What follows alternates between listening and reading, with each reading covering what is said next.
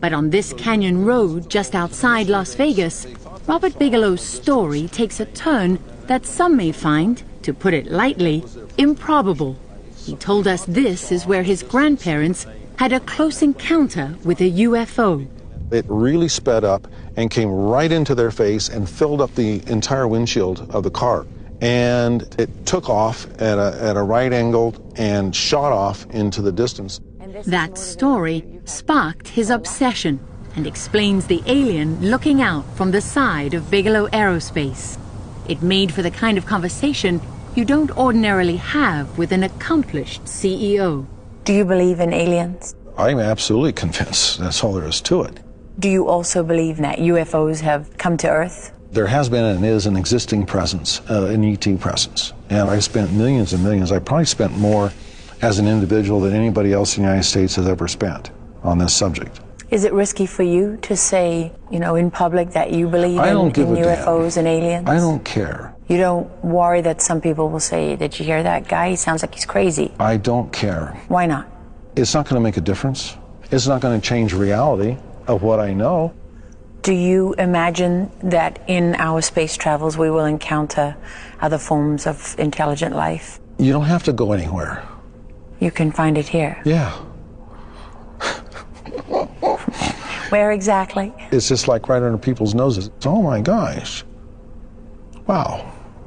The FAA confirmed to us that for years it referred reports of UFOs and other unexplained phenomena to a company Bigelow owns. He told us he's had his own close encounters, but declined to go into detail. Robert Bigelow's quirky, and he knows it. But when you have as much money as he does, no one, not even NASA, seems to care. I could pull a better podcast out of my head. Hey, kids, welcome to the Tempest Universe.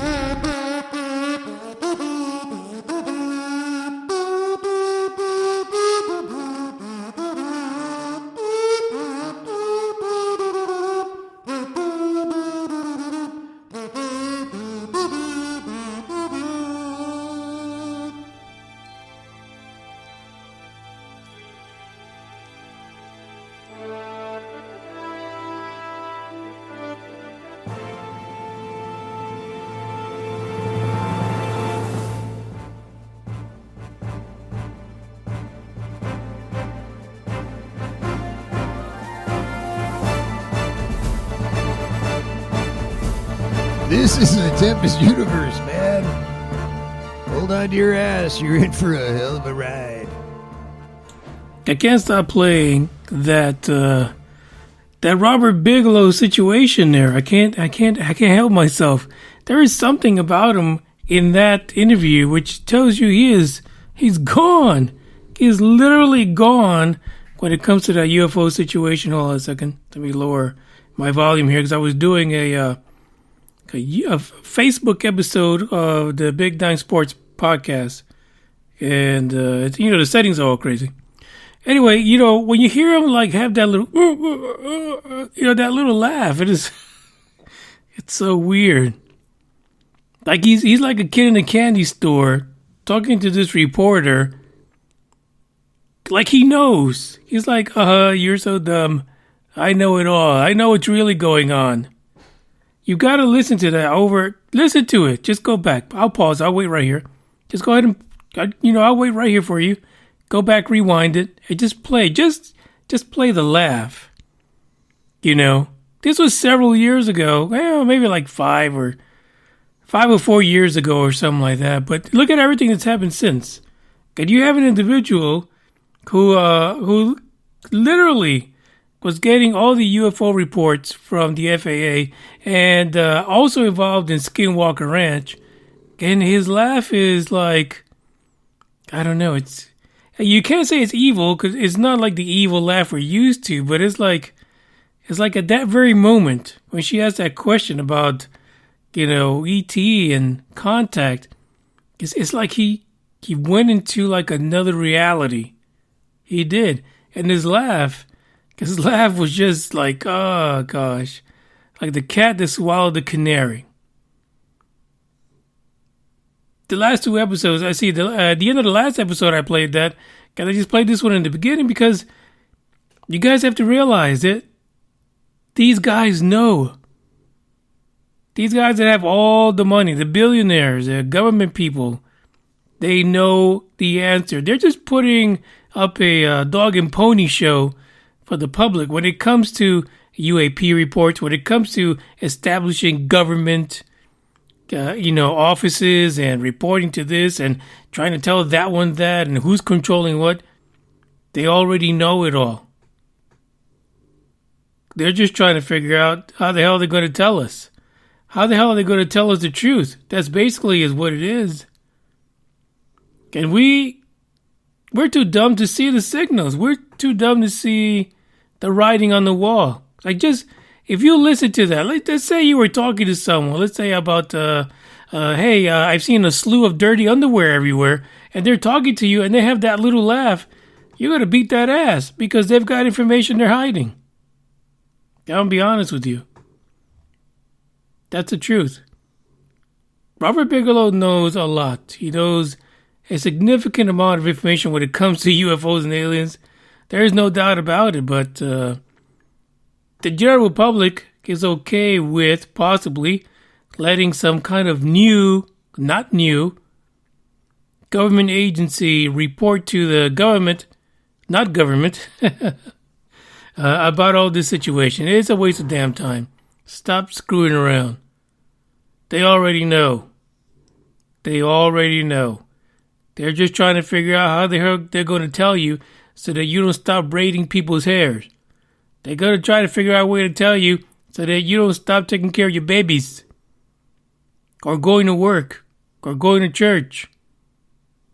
That's what they're having a hard time figuring out. That's why we're here. That's why people like Robert Bigelow know all the damn information, for freak's sake. Welcome to Tempest Universe. I am your host, Manny. It is Tuesday. Normally we have this on Monday, but I'm in the process of doing some things, and these things take a lot of time, and unfortunately I was not able to get back to my recording, assigned area in order to get this podcast episode going. But hey, it is Tuesday. The next one will be on Thursday. Don't expect it on Wednesday. There's got to be at least one day in between for us to have some fresh stories to talk about. In addition to that, by the way, the TempestUniverse.com, I'm working on it. I got some cool ideas from the Asgardians who are on Discord. The links is in the description for you guys. We got some stuff coming. These additions to what I already have on there, it will take some time. But if you are really scared of Facebook and Twitter because you think you're being monitored, just go over to the TempestUniverse.com and see what we got there. You can actually listen there to the podcast as well if you so wish to. But, whatever floats your boat, as they say. Whatever makes you happy, just do it. You just got to do it. That's all you got to do.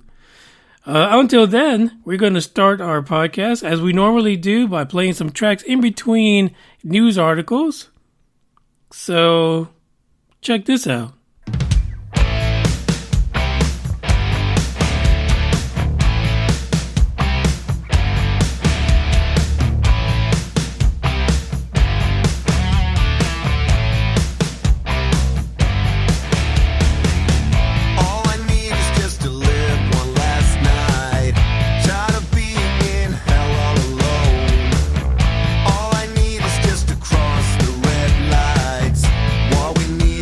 Stand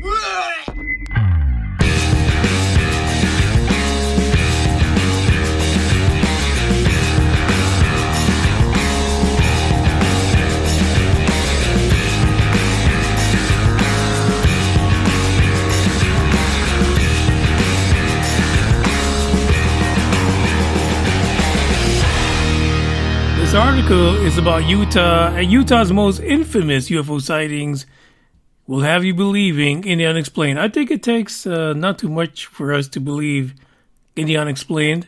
I mean, Utah, come on. There's so many things nutty as hell about Utah. If you're listening from Utah, you know it.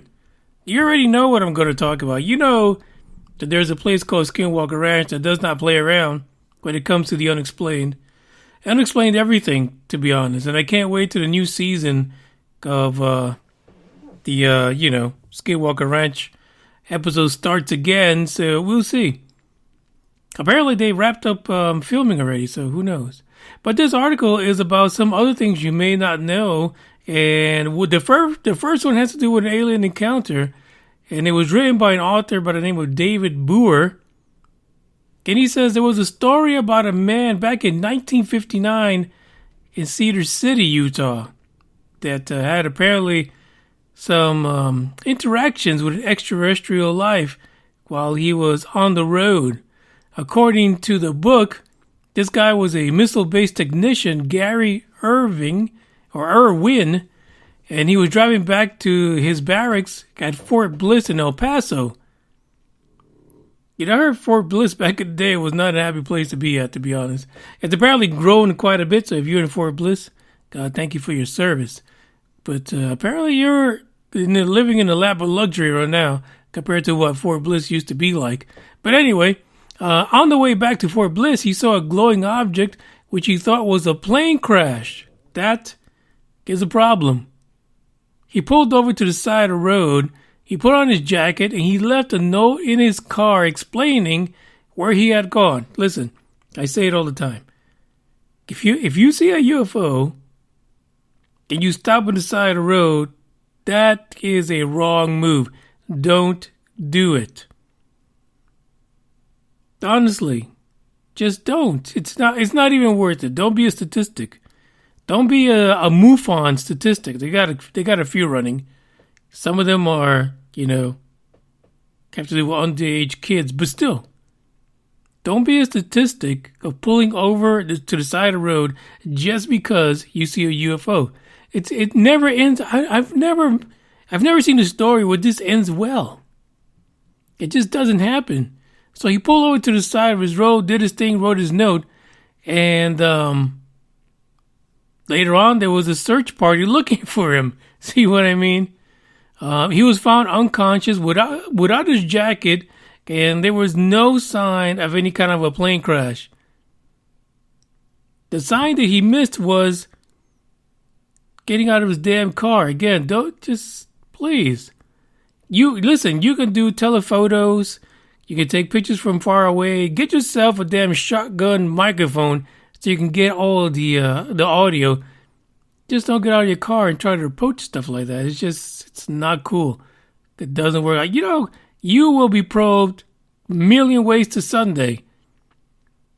In ways that you would mentally forget about because it's horrific.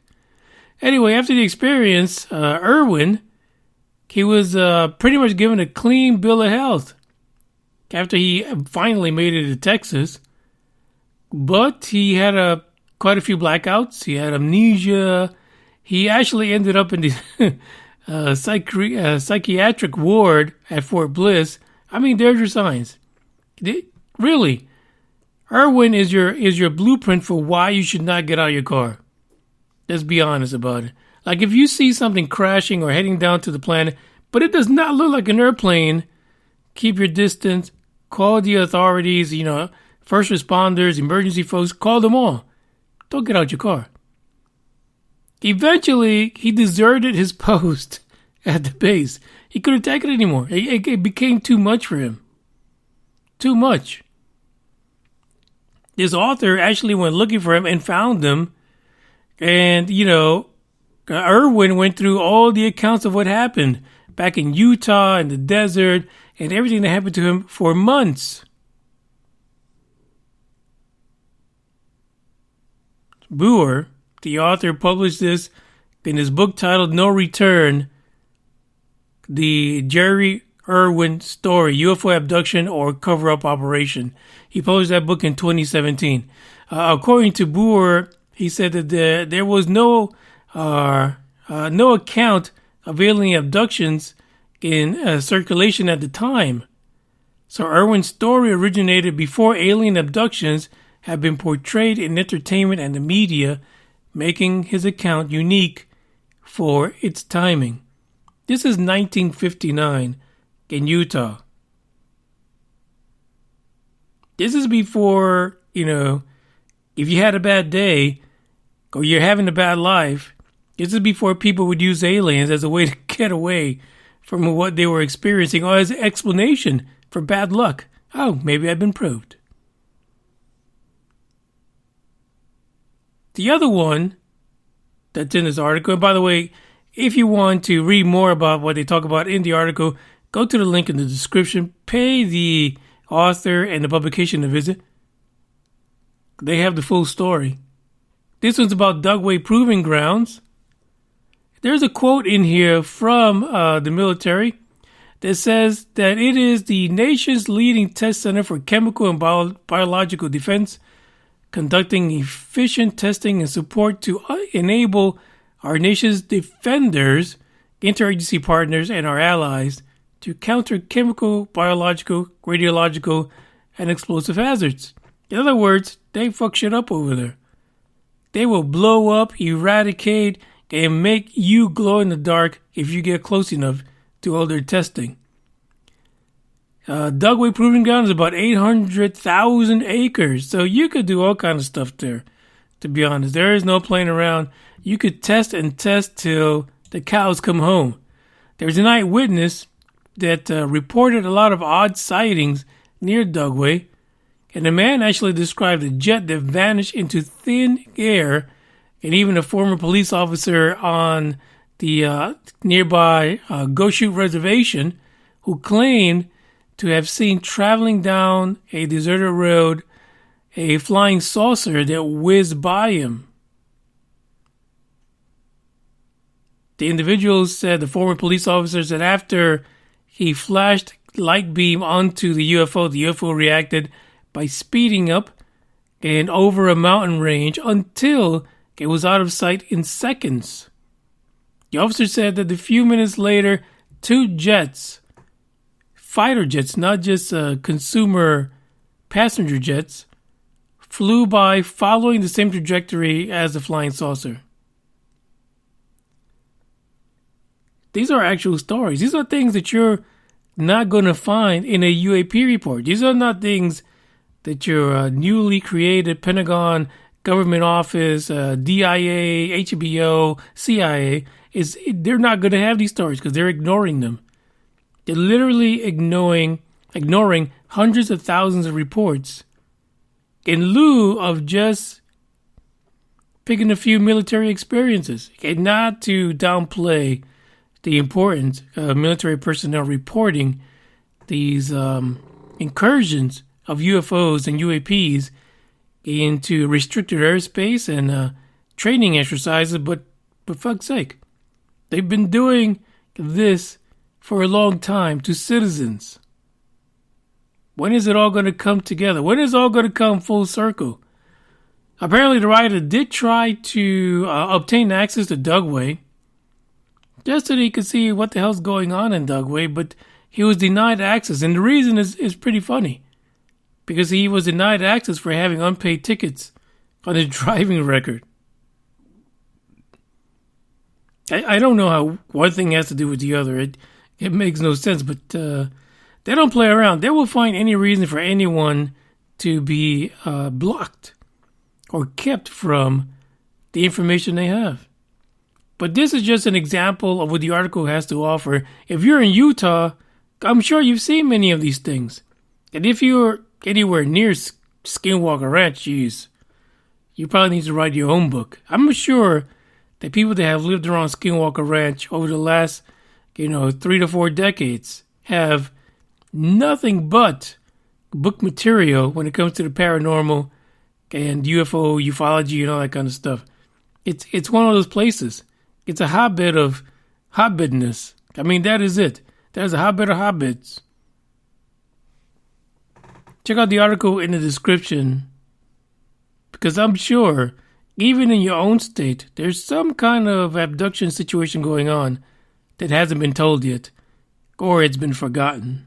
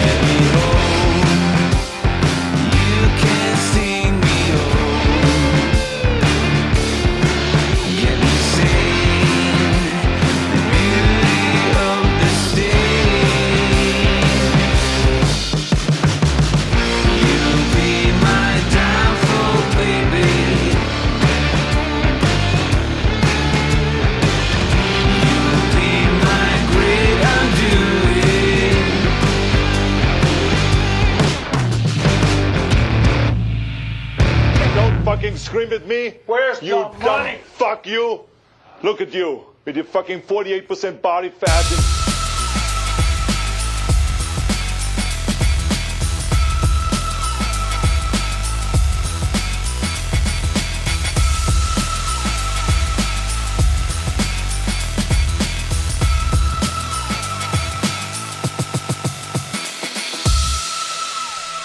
I don't know if you guys remember, the Godzilla movies back in the day, This next story has... I just gotta laugh. The next story is coming out of Japan. And, it's about time Japan step up to the plate. Like, as a kid, you watch things like Monster Zero, and it had that one planet with all the alien guys, and they were trying to take over Godzilla and Rodan, because Monster Zero, which was, I think it was Ghidorah. And, they even lived on the planet X, right? Which was like a planet just came into our solar system that was like Used to be Earth-like, but then, it was shit after a while.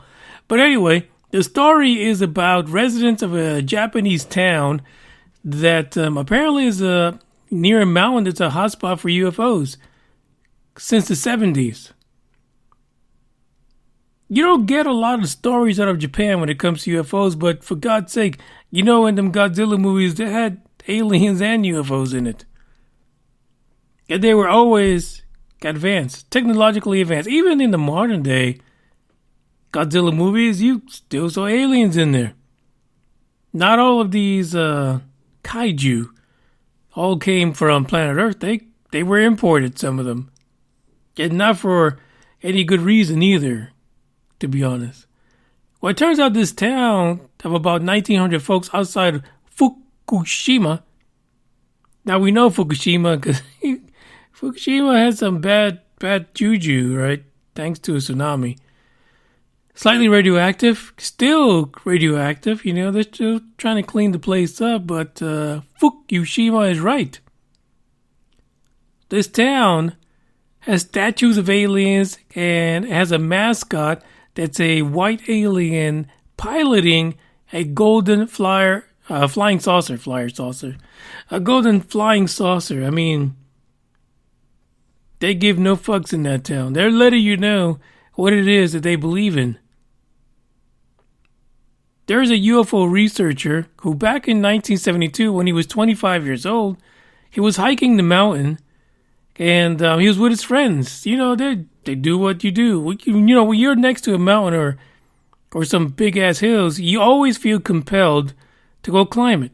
I felt it, like going through, say you drive through the Midwest or something like that, or you go through, on the way to Vegas. You see these, they're not mountains, they're like big ass hills. But you always feel like, what if I climb that? What if I walk, what kind of creatures are there going to be? Like snakes and coyotes and bears and all that kind of stuff. Well, these guys did that. In 1972, they went to climb this mountain. The guy's name, I'm not going to butcher the first name, but I'll butcher the last name, Kinoshina. He says this thing just popped out in front of him. He says it started and stopped in the blue sky, then all of a sudden it was gone. He had an interview with Vice.com where he says that he thinks the aliens wanted to let him know they existed. He says they were saying, we are here too, on the other side of the distant sky. And that's what he thinks they wanted him to know. Listen, let's be honest. I don't know what the hell they're saying. I don't know if they even care what distant sky you think they're on. But this is a phenomena. The only reason I'm bringing this article in, because it's pretty short, not a whole lot of meat to it, but the idea that out of Asia, we have UFO reports going back to the 70s. It's important because there's a lot of people who will tell you this is nothing. This doesn't exist. It's not real. Half these people are on drugs or on mushrooms. They drink too much coffee. But it can't be. You cannot take so many people worldwide and say that they're all suffering the same psychosis. He says that what he does now is he listens to people and what they have to say, and then he comes to his own conclusion. He transcribes it, whatever he can transcribe, and then he makes it into a newspaper, which he shares as part of his ufology research. There's a lot of people out there who, after seeing something like this, that it changes their lives. And, Kinoshina, it's one of them. Because life changed forever. I mean, shit, he might have wanted to be an accountant and maybe a bird watcher. Now he's an accountant and a UFO watcher. And here it doesn't even say what the hell he does for a living. So who knows? He might be a pencil pusher. He might be a someone that sits behind a desk and,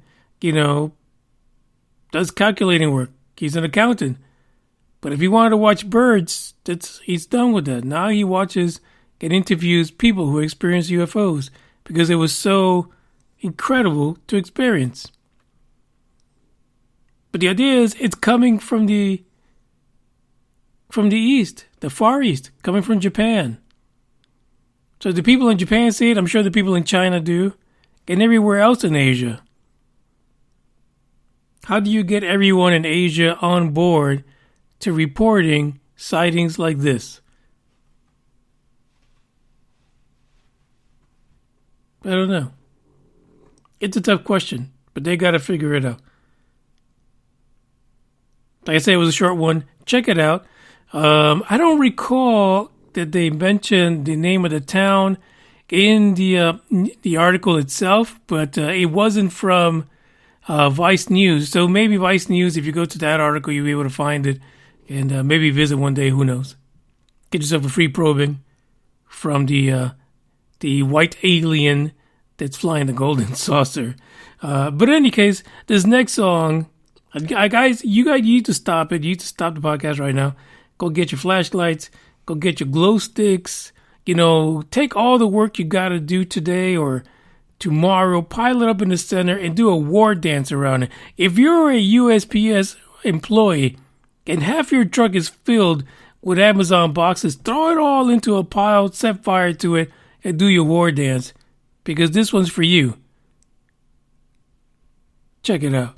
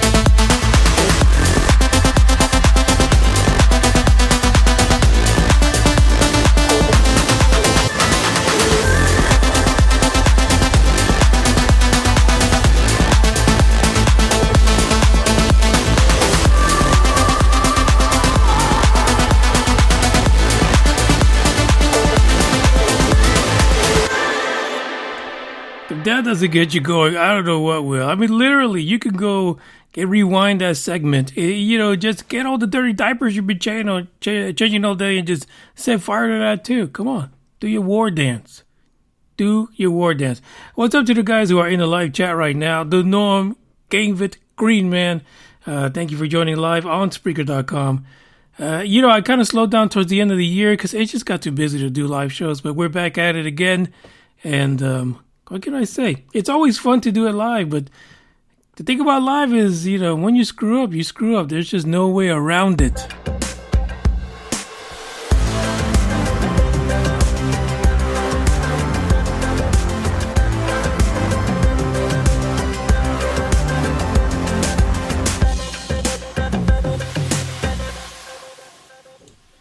Okay, here is the story, not the episode.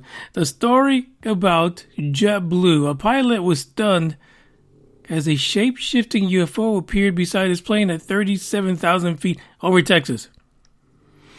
I'm gonna be honest. I don't know what could be at 37,000 feet over Texas that is changing shape. It's something really weird. I don't understand it. Anyway, so this individual actually shot a video. The video sucks gorilla nuts. I'm just being honest with you. Like, you can't really tell what the hell's going on. But apparently they had this experience for over 5 minutes. The crew was really, really, how would you say, shocked and amazed at what they saw. The actual video itself was posted by Offshore Attorney, which is a Reddit user, because apparently the JetBlue employee decided to give it to them to share it in the UFO community. Now, even though they experienced this thing for 5 minutes, the actual footage is 30 seconds, and you see a lot of sky and clouds, and there is a white spot. A little white spot on the horizon that all of a sudden just disappears. I'm not really sure where this is going. Now, what's funny is that the pilot noted that this occurred over Texas at 4:20 p.m. Eastern, ground speed 500 and altitude 37,000. Funny that it's at 4:20 p.m. Only some of you understand what that means.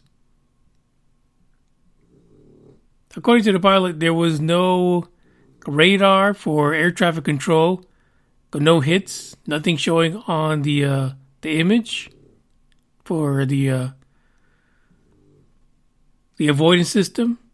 So there was nothing for them to crash into. The quote is, "We witnessed it for 5 minutes, at which point it disappeared. It then came back. It looked like two boxes melting into each other." Many people are saying that this is kind of like the Lieutenant Ryan Graves report, where he also said that what he witnessed was two boxes melting into each other. It sounds similar to the cube inside a sphere.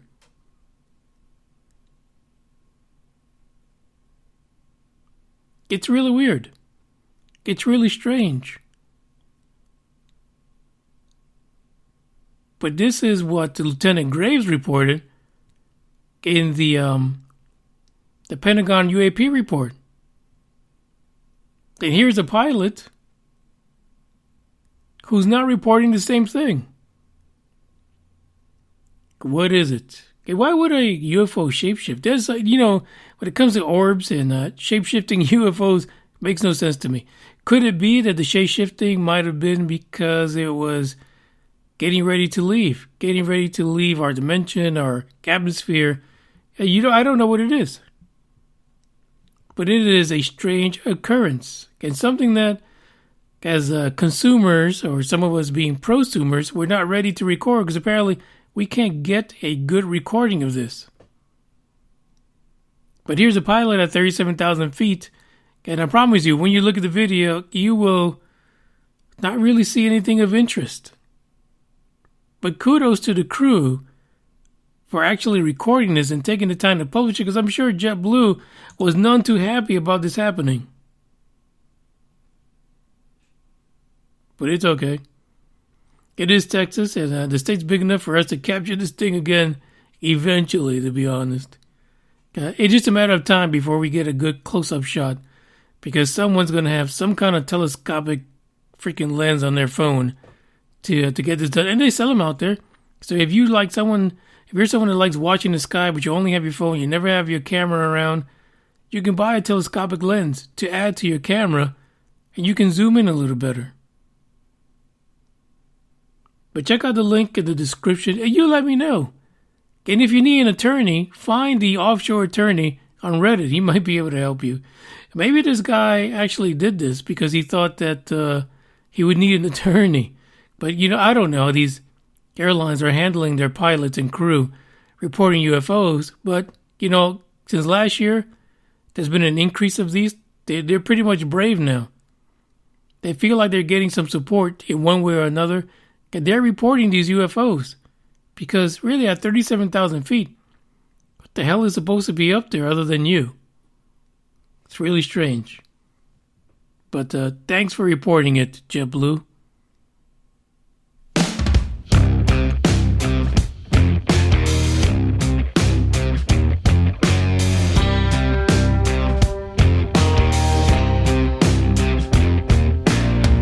White snow, red sky, reach up for so high. Blue eyes, fake cry, beware of the fox tonight.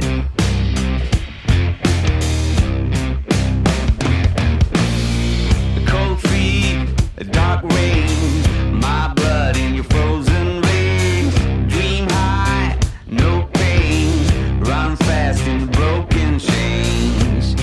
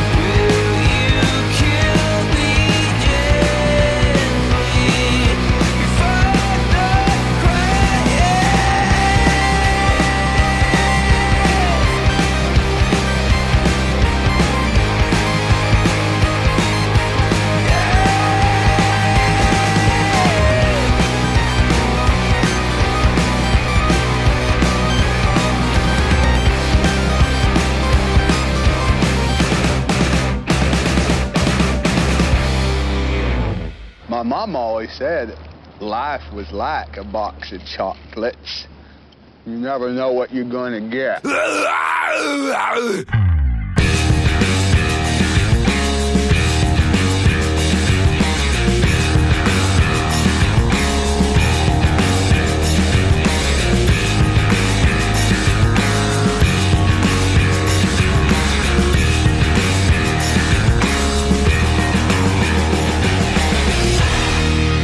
final ear probe for tonight, by the way. A Scottish man and a whole crew of people were climbing some mountains when they noticed a UFO. Not of my favorite kind of UFOs, because we've been through this already. I don't necessarily think these are the best sightings in the world, but for geez sake, they're something else because they keep happening. Derek Craig, 41, says it was a monumental special moment for him. He encountered a ball of power. This is the way he explains it on January the 3rd of this year, 2022. Like it's fresh in his mind. He says Derek is from Glasgow, and he was climbing some of the peaks around the Loch Earn when he reported seeing something in the sky. Now, he wasn't alone. He was together with Scott McCandless. I don't even know why they put people's full fucking names in reports. I feel like that's not a good idea. Anyway, he was with Scott and Christopher and also his son and two of his son's friends. So they have a whole damn crew out there. According to what he reported, he says this thing was pulsating. He said it was like a wee ball of power. I can't even make the wee ball really matter because I'd have to have, that Scottish accent in order to make it work. If we could have Chris on here from Scotland on here, it would be fantastic because he'd make it happen. But anyways, it was like a wee ball of power. He says he has no idea what it was, but it was unbelievable. He said it kept on coming back, disappearing, shooting away.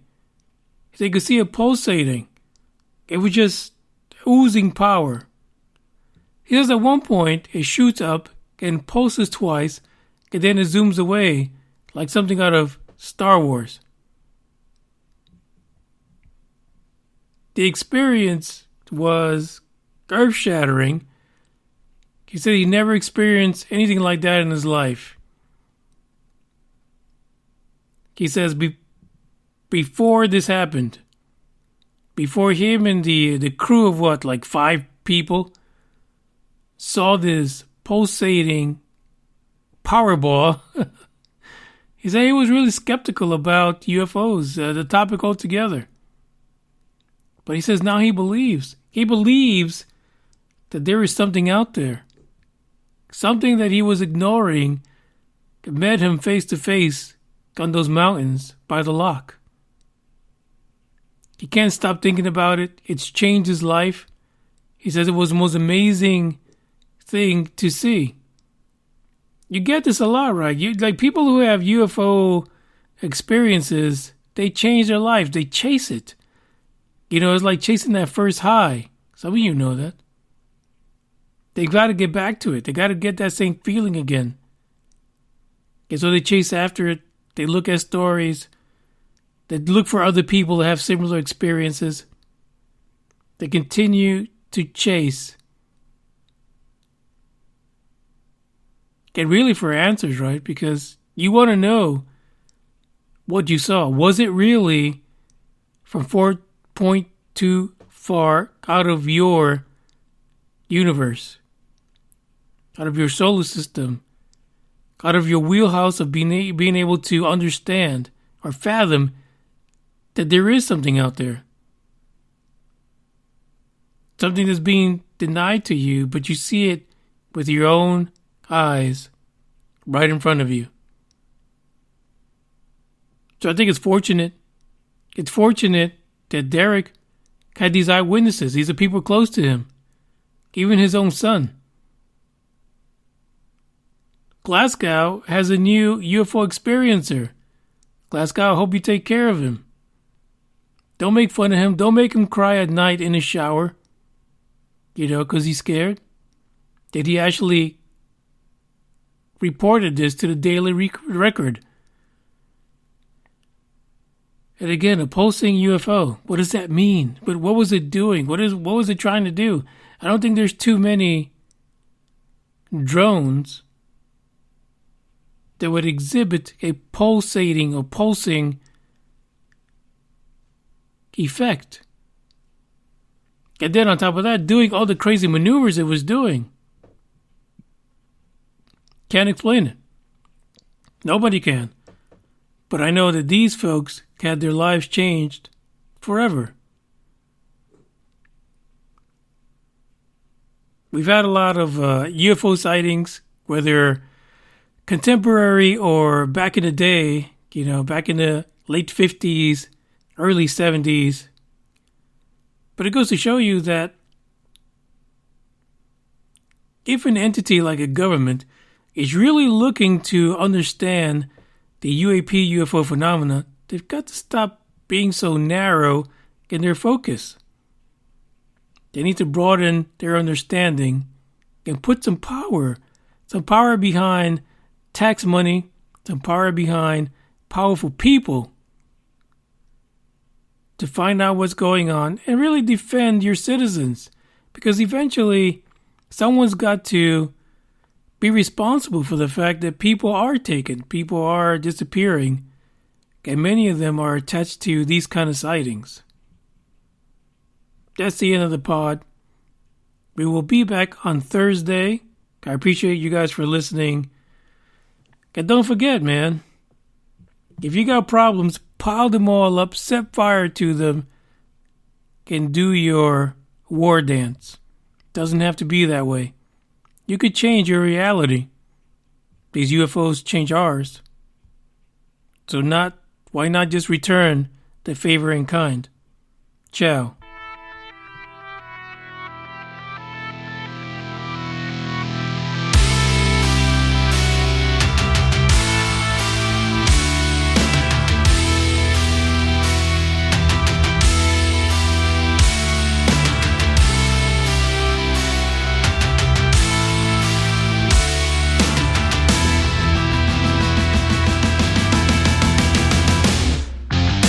Sit back, enjoy the ride.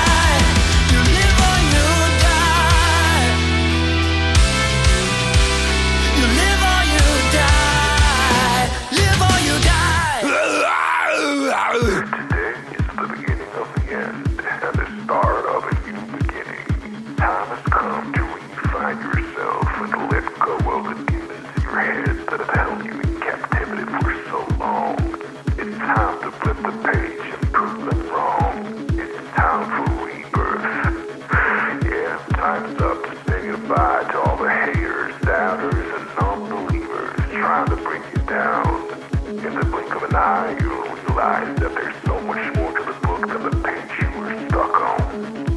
Finally, you will feel free to live a life you love living instead of the life you think other people want you to live. Remember, you are the highest authority when it comes to knowing what you want and what you love. So stop trading yourself for the approval from